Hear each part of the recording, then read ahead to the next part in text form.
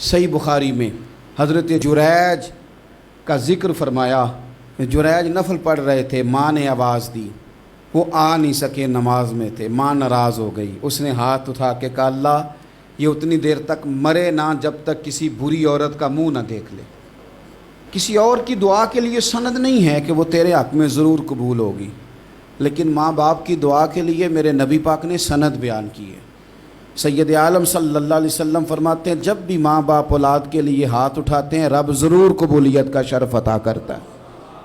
تو جہاں سند موجود ہے نا، کچھ افتتاح ابا جی سے بھی کرا لینے چاہیے، کچھ کام شروع کرنے سے پہلے صرف اماں سے ہی دعا کرا لینی چاہیے. یہ والا افتتاح بھی بڑے کام کا ہے کیونکہ یہاں سند بیان کر دیا میرے نبی کریم. تو جناب جریج کی ماں ناراض ہو گئی، کہنے لگی اللہ اس نے میری بات نہیں سنی. اب تھے تو وہ نیک، لیکن رب کریم کی حکمت کا تقاضا ہے، ماں کی دعا کو بھی قبول کرنا تھا. اللہ نے آزمائش میں مبتلا کر دیا. والدہ تو چلی گئیں، وہ ایک خیمے میں، ایک کٹیا میں، ایک جھونپڑی میں عبادت کرتے تھے، اللہ کو یاد کرتے تھے، رب رب کرتے تھے، اور لوگ ان کی بڑی تعریف بھی کرتے تھے.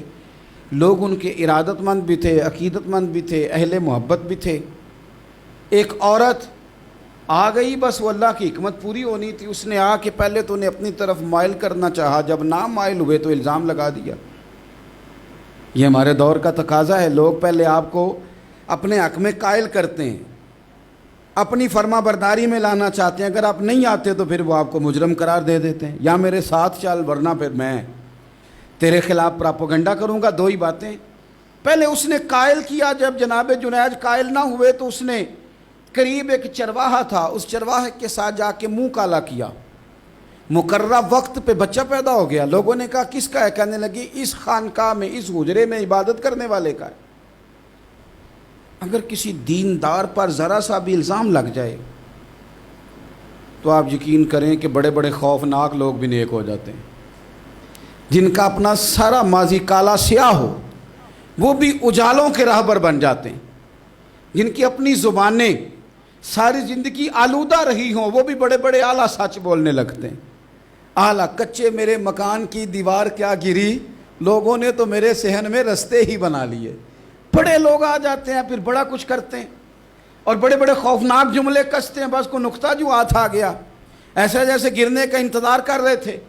اب جناب لوگ اٹھے، احتجاج شروع ہو گیا، شور پڑ گیا. یہ بابا بڑا نیک بنتا تھا، نفل پڑھتا تھا، عبادتیں کرتا تھا، دیکھو اس کا حال کیا ہے کہ اس نے ناجائز بچہ پیدا کیا. بغیر تحقیق کے میں کہہ چکا ہوں کہ الجھے الجھے بکھرے بکھرے روز و شب دیکھے گا کون. لوگ تیرا جرم دیکھیں گے، سبب دیکھے گا کون. لوگ تیرا جرم دیکھیں گے، سبب کوئی غور نہیں کرتا کہ وجہ کیا تھی. او بھائی کچھ تو مجبوریاں رہی ہوں گی، یوں ہی کوئی بے وفا نہیں ہوتا. الزام لگا دیا، شور ہوا، احتجاج ہوا، دنیا اکٹھی ہوئی. ان کا انہوں نے اجرا گرا دیا، مارا بھی، پیٹا بھی، ایک نیک آدمی کو بدنام بھی کیا، برا بھلا بھی کہا، گالیاں بھی دیں، جو کر سکتے تھے کیا. اب جب سزا دینے لگے نا تو جناب جریج کہنے لگے تھوڑی سی اجازت دیتے ہو، مار تو تم نے دینا ہی ہے. کہا جناب ٹھیک ہے دیتے ہیں. انہوں نے کہا صرف 2 نفل پڑھنے ہیں. اب وہ نفل پڑھ رہے تھے تو لوگ اس وقت بھی کہہ رہے تھے فراڈ ہی کر رہا ہے، دھوکہ ہی دے رہا ہے.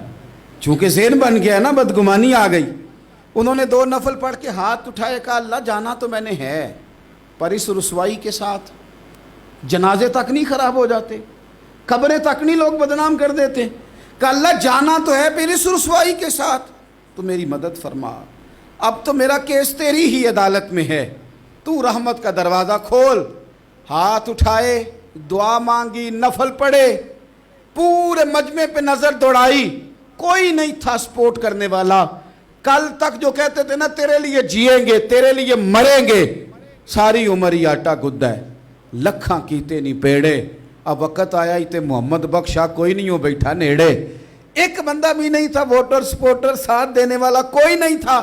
تو جناب جنید بچے کی طرف اشارہ کر کے کہنے لگے کوئی نہیں بول رہا، تو ہی بول کے بتا دے تیرا باپ کون ہے، تو ہی بول کے بتا دے کون ہے. اللہ اکبر.